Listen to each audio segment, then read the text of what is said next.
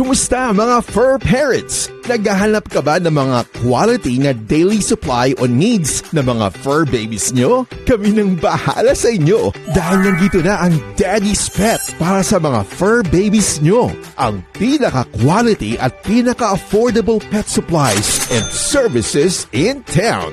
We offer all kinds of pet supplies and all kinds of services like pet grooming, pet boarding, pet rehoming, and many more. And of course, andyan na rin ang pet gifts for your special someone.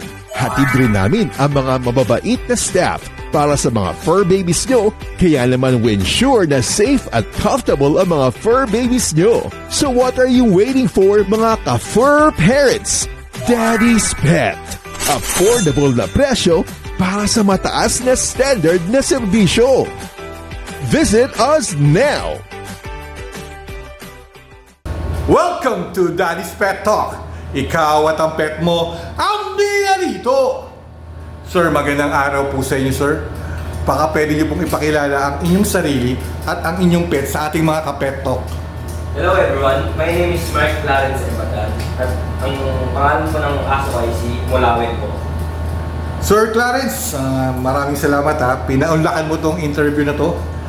Sir, paano kayo pinagtagpo ni Mulawin, sir? Unang-una po sa lahat, punta po kami sa Cavite at pumasyal po doon and nakita po namin si Mulawin. Nag-iisa po siya sa isang kulungan po and then natanong po namin sa owner po na kung pwede po siyang alagaan and then nung natanong namin po yung owner, okay lang naman daw po na kunin si Mulawin kasi hindi naman po siya daw naalagaan ng maayos doon. And then doon po, kinuha po namin siya and napasamin po ito. Yun po. Sir Clarence, si Mulawin, paano yan? Binenta o binigay sa inyo o anong nangyari ron? Binigay po. Binigay. Opo, binigay po siya. Talagang... Opo. Kasi hindi po siya naalagaan po na maayos. Kasi marami na po silang aso po, kaya yun po, binigay na po. Kumbaga, talagang para yata sa'yo talaga si Mulawin, Opo, Sir Clarence. sa akin talaga.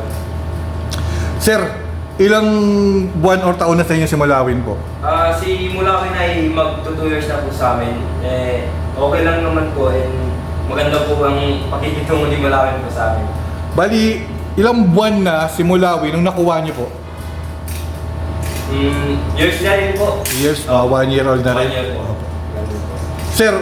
Sir Clarence, maaari mo bang i-share o ang mga struggles na pinagdaanan niyo pong dalawa ni Mulawin?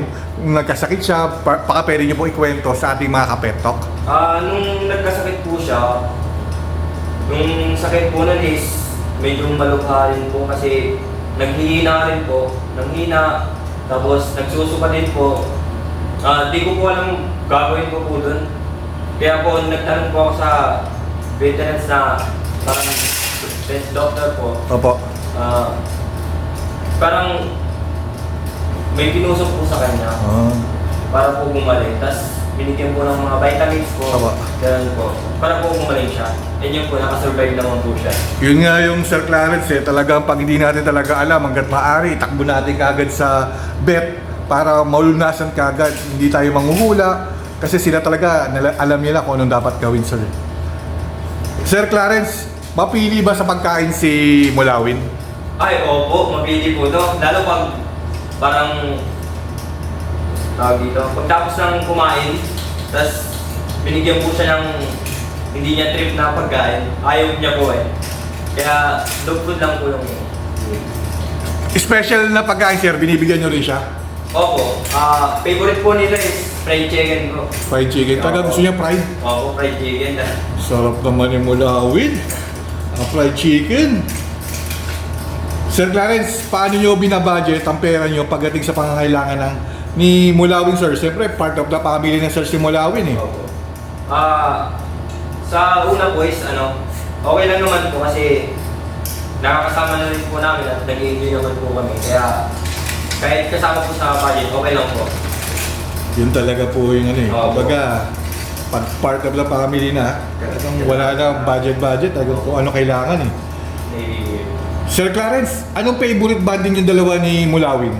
Pag lumalabas po kami, pag nag-walk po kami, pag may nakakasalunguang aso, gustong makipaglaro gustong makipagsalamuha. Kasi mag-isa lang siya sa... Mag-isa lang po sa loob ng bahay. Kaya sabik po, minsan lang po nalalabas pag wala po pasok. Sir Clarence, kapag may lakad ang pamilya nyo, sinasama nyo ba si Mulawin? Halimbawa, pag pumunta kayo sa mall, or magbabakasyon kayo, or sa resort, sa beach, sa probinsya nyo, sinasama nyo po ba siya? Opo, sinasama po namin siya kasi hindi po siya sanay na mag-isa sa bahay. And nung umuwi po kami ng Pangasinan, kasama po ito. Sa kayo sa Pangasinan, sir? Sa Malasiki po. Malasiki. Sir, di ba may tinatawag kasi sa pamilya na Alpha, yung sinusunod lang ni Mulawin pag tinawag siya. Sir, sino Alpha sa pamilya nyo? Magulang po. Magulang mo talaga. Kumbaga, sinusunod niya talaga yon. Opo. May sinasabi po. Sir Clarence, eto, nung dumating sa inyo, di ba, nakuha mo siya, mga 1-year-old, may na rin siya doon sa Cavite. Sir, ano ba yung nabago sa buhay mo simula na dumating si Mulawin sa inyo? Malaking kasiyahan po yung nabigay po nito kasi malayo na rin po yung narating nito and tawag dito.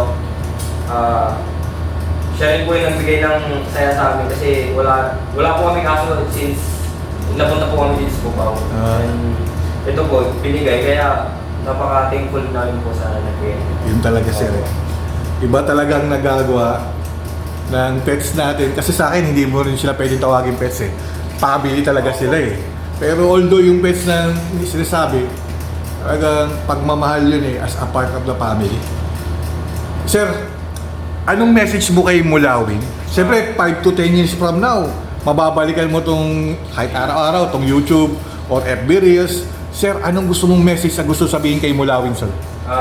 Mulawin, mag-enjoy ka lang po dito hanggang nandito ka pa and magpakabay ka and nakasamula lang yung loob sa mga darating na kung ano bang darating sa'yo. And thank you sa lahat ng binigay mong kasiyahan and then yun lang.